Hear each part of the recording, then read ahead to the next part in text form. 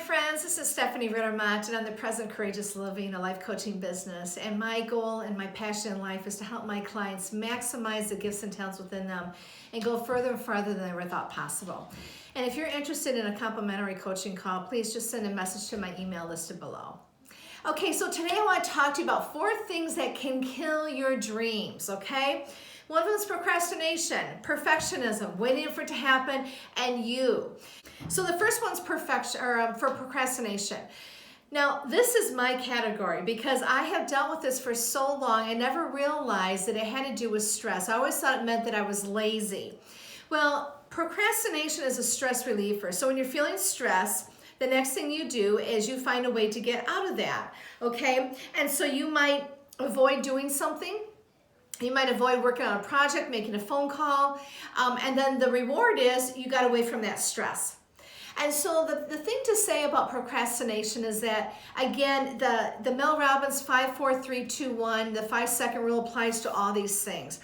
But the main thing is with procrastination, especially to our young people who are studying for exams right now with high school or college, is to get them into the practice of the 5, 4, 3, 2, 1 action. And the action is going to be for 5 minutes, do something in the direction of what you're procrastinating on. So maybe there's a project you have to work on, or maybe you have to study for exams.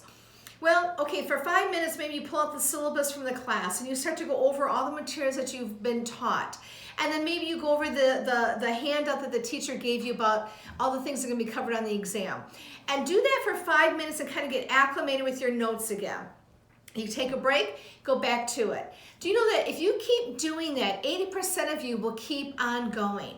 The next thing is perfectionism. Well, that's pretty much what it is, perfectionism.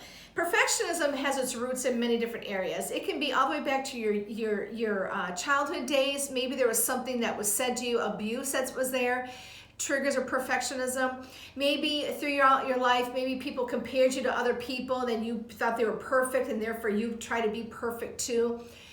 It's realizing what is it in you that's making you try to be a perfectionist. And there's something that I love that Michael Jordan has said about himself. And we know him as to be one of the greatest basketball players of all time. He says, I've missed more than 9,000 shots in my career. I've lost almost 300 games. 26 times I've been trusted to take the game-winning shot and I missed it. I have failed over and over and over again in my life, and that is why I succeed. And I really believe the reason why he is successful is because in perfectionism, there's going to be letdowns. There's going to be what you perceive as being failures. Maybe you didn't reach the goal that you thought you'd reach. But that is where the success is at. That is where the lesson is at. And the more that he kept going after that, the more he became successful. I'm sure he felt bad he missed the game-winning shot. There's no doubt he felt bad about it, but he probably thought, okay, that's not going to happen again. What am I going to make sure that it happens and I don't do that again? And so the same thing in our own life, is sometimes it's just a matter of doing things over and over again. Maybe it's making mistakes. Maybe it's trying things that don't work out the way you thought they were going to be, but you keep moving forward in them, and that's where your success is at. Most of your successful people out there that you are looking at and emulating and being, like, wow, I would love to have that kind of a life or be that kind of a person. You look at their life, and if they admit it, there's been a lot of failures, been a lot of things that didn't work out that they thought were going to work out in a different way. But that's okay, because why? They kept moving. They found a way to make it work. So perfectionism is one of those things that we can sit and, again, try, or we don't do something because we want it to be perfect. Everything has to line up perfectly before I take that step. We know that's not how life is. So the next thing is waiting, feeling motivated for something to happen, or for the perfect time. Nike has an ad, just do it. And it's the same thing in this, is you just have to do it. There's never going to be a perfect time. No one's going to help you. There's not going to be a perfect time where the sun and the moon and the stars all line up together in the planets. It doesn't work that way. You have to step out of the boat and just do it. You have to just take that chance. Think about successful people that you emulate or you really admire what they've accomplished and you want to glean from them. They didn't wait for something to fall into their lap. They had to do something to create emotion to make it happen.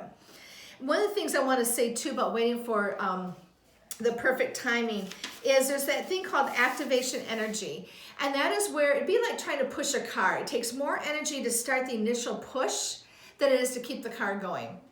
And so whenever you're trying something, whether it's the perfectionism, the procrastination, or just waiting for something to happen, you have to start that momentum going. And it takes more work to start it to go than it is to keep maintaining it. And it's the same in those three categories that I just mentioned. But waiting for it to feel motivated for the perfect time, it's not going to happen. You are going to have to start pushing that car to get that momentum going. Just like we said, the 5, 4, 3, 2, 1 action, doing something for 5 minutes, just doing something in repetition, and you will then start working on that project or making it happen. And then the battlefield is in our mind. And there's a lot of thoughts that every single one of us deal with day in, day out. Sometimes we're not even aware of it because we spend 40% of our time in an autopilot mode. Okay, that's statistically. And so there's thoughts that go through our mind all the time. Oh, you're not good enough. Oh, you're a lousy at that. You're a failure at that. What do you think who do you think you are? You can't do that. Some of them we don't even realize are marinating in our brain all day long. And so the battlefield is up here. And the more that you are aware of what's going on up here in the thoughts and how they can hold you back, because your brain is trying to protect you. The brain is powerful. But let's say you think a positive thought. You know what? Today I'm going to have a good day. I'm going to think of something really positive and really happy and joyful. And what happens? The endorphins get going, right? You get excited. Your brain does not know if it's a real event or not. It just knows that all of a sudden, wait a minute, she's changing her thought process. Something positive is happening here. I'm going to go in that direction. It does not know if something actually happened to make you feel that way, which is good. Which means there is power in our thoughts. You don't have to wait for the actual activity to happen for the brain to go, okay, this is real. Changing those thoughts is changing the neurological pathways of our brain. That 5, 4, 3, 2, 1. So what starts over here on the side of your brain starts to go to the prefrontal cortex. I want to make sure I say that right. The prefrontal cortex. So 5, 4, 3, 2, 1, boom. It hits your prefrontal cortex. And this is where your decision making, your planning, and your working towards your goals happens, is right here. That's why the 5, 4, 3, 2, 1 is so powerful, because it takes it from the loop of blame in your mind over and over again, negative, negative, negative, and you say, nope, I'm going to stop that. Now it brings it here where now it's a focus. Now it's a planning process. Now it's a decision-making process. Now, as your coach, here's some things that I would say to you is, what is it that you want to accomplish? If you're dealing with all these things and you've got goals and on these things kind of come up, whether it's procrastination, perfectionism, waiting for it to happen, or just you, what is it that you want to accomplish in that particular area? That's the first thing to really understand, is what is it that you want to accomplish? And then understand and lining yourself up with the why of why you want to accomplish that. Okay, that's important. Why? Because my mom and dad said so, or because I want to keep up with the Joneses? Well, those are different than, you know what, I just want to make a difference in the community around me. That's my why. There's a big difference there. And so what is the why behind that? What do you want to look like at the end of that project? So you can back into those goals.